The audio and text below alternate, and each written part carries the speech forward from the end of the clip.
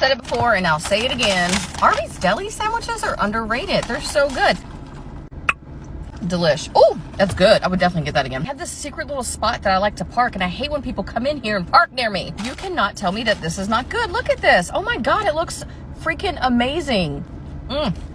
Anyway, this is going to be kind of like a story time lunch. So I have this new podcast that I'm listening to. It's called Ghosted. It got me thinking about like paranormal stuff, and I thought it would be fun for us to share our stories. Now, I mostly don't believe, okay? But I don't want to say all the way. Like, it's not 100%, just in case, because like, you don't know. Like, we don't know. Nobody knows until we die, and then we figure it out. I have a couple of odd things here and there that I'm like, well, maybe. I mean, that was kind of weird, you know. But I have one story. Just one where I'm like, okay, what the fuck happened? What was that? So, here's my story. I feel like I need to turn the car off for this. Spooky. So, when I was a kid, I lived with my grandma for a little while. Me and my sister did. We shared a room. I think I was probably like 8 or 9, and she was a teenager. She was like 15 or so, maybe. So one weekend, she was staying away. She was staying with a friend. So I had the room all to myself, which was exciting because then I can just sleep by myself and not have to share, you know, space with her. It's just me, my grandma, and my grandma's husband. And it's late at night. It's like 11 o'clock. So I go to bed. My grandma and her husband stay up and they watch TV, which is their usual routine. My grandma lived in a very old house. It's like one of those old school, like, farm southern houses, but like small, like cottagey, you know? The kitchen doesn't really have a lot of light. It was very dark because it's an old house. So the stove didn't have that like dome light or whatever. So there was really no light in the kitchen. There was only a little bit of light shining through the kitchen from the TV. And the bedroom was right off of the kitchen. So I'm trying to go to sleep, but I'm like super restless, okay? Like I can't get comfortable.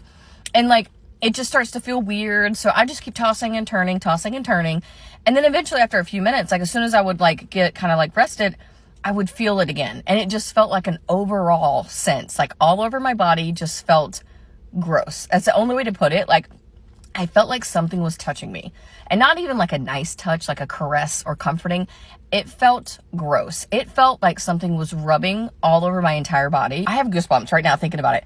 Like I thought it was the sheets. I thought it was my clothing, you know. So I'm tossing and turning again. I'm only like 9 years old. After like a good 20 minutes of this, I just get so emotional because I don't know what it is and I don't know what to do. So I'm just laying there and I just start crying.